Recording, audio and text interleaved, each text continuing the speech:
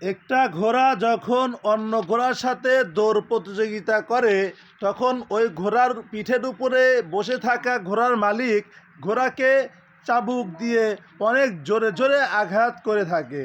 সেই ঘোড়া তখন অনেক ব্যথা পায়। ঘোড়া চিন্তা করে, আমার মালিক আমাকে এত কষ্ট দিচ্ছে কেন, আমাকে চাবুক দিয়ে আঘাত করছে কেন?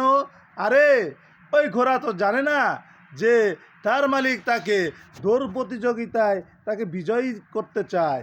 চাবুকের আঘাতের ভয়ে সেই ঘোড়াটি ঊর্ধ্বশ্বাসে সামনের দিকে দৌড়াতে থাকে।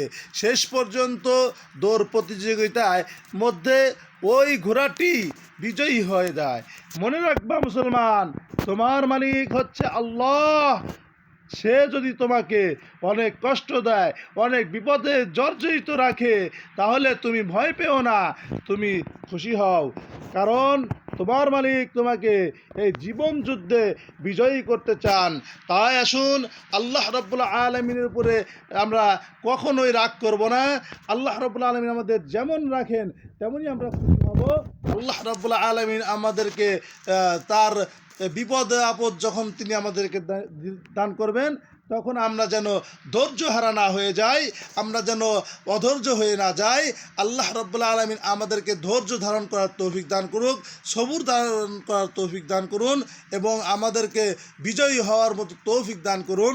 আল্লাহ রাব্বুল আলামিন আমাদেরকে সাহস এবং দৃঢ়তার সাথে তার এই জর্জরিত ব্যথা আঘাত এগুলো যেন সহ্য করে আল্লাহ রাব্বুল আলামিনের কাছে সেই বিজয়ী হতে পারি।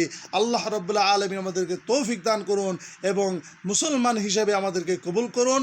আল্লাহ রাব্বুল আলামিনের কাছে এই দোয়া আমরা সকলে বলি, আমিন।